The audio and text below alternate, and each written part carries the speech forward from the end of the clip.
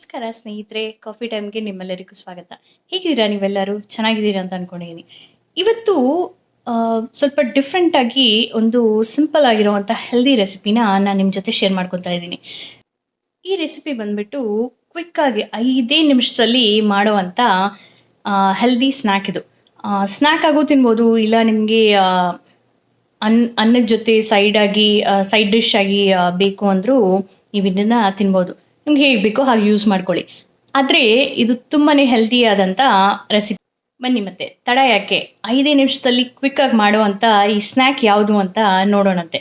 ಮತ್ತು ಹೇಗೆ ಮಾಡೋದು, ಏನೇನು ಬೇಕು, ಇದಕ್ಕೆ ತುಂಬಾ ಕಮ್ಮಿ ಇಂಗ್ರೀಡಿಯೆಂಟ್ಸು ಬೇಕಾಗತ್ತೆ. ಹಾಗಾಗಿ ಸುಲಭವಾಗಿ ಮನೇಲಿ ಮಾಡ್ಕೋಬೋದು.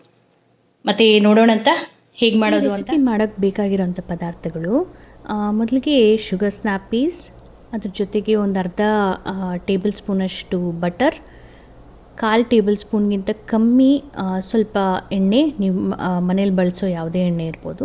ಅದ್ರ ಜೊತೆಗೆ ರುಚಿಗೆ ತಕ್ಕಷ್ಟು ಉಪ್ಪು, ರುಚಿಗೆ ತಕ್ಕಷ್ಟು ಕಾಳುಮೆಣಸಿನ ಪುಡಿ ಮತ್ತು ರುಚಿಗೆ ತಕ್ಕಷ್ಟು ರೆಡ್ ಚಿಲ್ಲಿ ಫ್ಲೇಕ್ಸ್. ಇಲ್ಲಿ ನಿಮಗೆ ಕಾಣಿಸ್ತಾ ಇದೆಯಲ್ಲ, ಇದನ್ನು ಶುಗರ್ ಸ್ನ್ಯಾಪೀಸ್ ಅಂತಾರೆ ಅಥವಾ ಸ್ನ್ಯಾಪ್ ಪೀಸ್ ಅಂತಲೂ ಕರೀತಾರೆ. ಇದು ನಮ್ಮ ಬಟಾಣಿಕಾಯಿ ಏನಿದೆ ಅದಕ್ಕಿಂತ ಸ್ವಲ್ಪ ದಪ್ಪ ಇರುತ್ತೆ. ಇದನ್ನು ನಾವು ಇದೇ ಥರ ತಿನ್ಬೋದು. ಇಲ್ಲಿ ನಾನು ಅದರ ಸೈಡ್ಸ್ ತೆಗೆದುಬಿಟ್ಟು ತೊಳೆದು ರೆಡಿಯಾಗಿ ಇಟ್ಕೊಂಡಿದ್ದೀನಿ. ಒಂದು ಸಣ್ಣ ಪ್ಯಾನಲ್ಲಿ ನಾನು ಸ್ವಲ್ಪ ಬಟರ್ ಮತ್ತು ಸ್ವಲ್ಪ ಎಣ್ಣೆ ಯೂಸ್ ಮಾಡ್ತಾಯಿದ್ದೀನಿ. ಎಣ್ಣೆ ಯಾಕಪ್ಪ ಅಂದರೆ ಬಟರ್ ಬರ್ನ್ ಆಗಬಾರ್ದು ಅಂತ ಹೇಳ್ಬಿಟ್ಟು ಯೂಸ್ ಮಾಡ್ತಾಯಿದ್ದೀನಿ. ಇದಕ್ಕೆ ಸ್ನ್ಯಾಪ್ ಪೀಸ್ನ ಹಾಕಿಬಿಟ್ಟು ಫ್ರೈ ಮಾಡಬೇಕು. ಎಷ್ಟು ಫ್ರೈ ಮಾಡಬೇಕು ಅಂದರೆ ಇಲ್ಲಿ ಕಾಣಿಸ್ತಾ ಇದೆಯಲ್ಲ, ಈ ಥರ ಲೈಟ್ ಗ್ರೀನ್ ಆಗೋವರೆಗೂ ಅದನ್ನು ಫ್ರೈ ಮಾಡಬೇಕು. ಆವಾಗ ಅದಾಗಿದೆ ಅಂತ ಗೊತ್ತಾಗುತ್ತೆ. ಇದಕ್ಕೆ ಈಗ ಸ್ವಲ್ಪ ಸಾಲ್ಟ್ ಮತ್ತು ಪೆಪ್ಪರ್ ಮತ್ತು ಚಿಲ್ಲಿ ಫ್ಲೇಕ್ಸ್ನ ಆ್ಯಡ್ ಮಾಡ್ತಾಯಿದ್ದೀನಿ.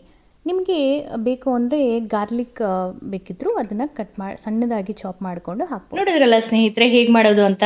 ನಿಮ್ಗೆ ಈ ರೆಸಿಪಿ ಇಷ್ಟ ಆಗಿದೆ ಅಂತ ಅನ್ಕೋತೀನಿ.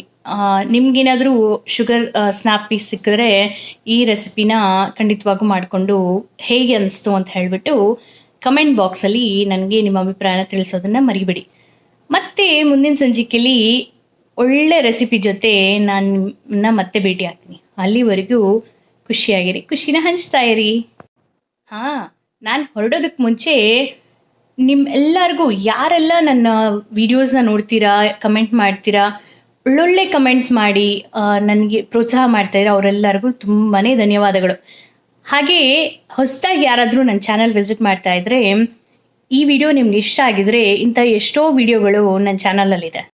ಆ ವಿಡಿಯೋಸನ್ನು ನೋಡಿ ಇಷ್ಟ ಆದಲ್ಲಿ ಸಬ್ಸ್ಕ್ರೈಬ್ ಮಾಡ್ಕೊಳ್ಳಿ.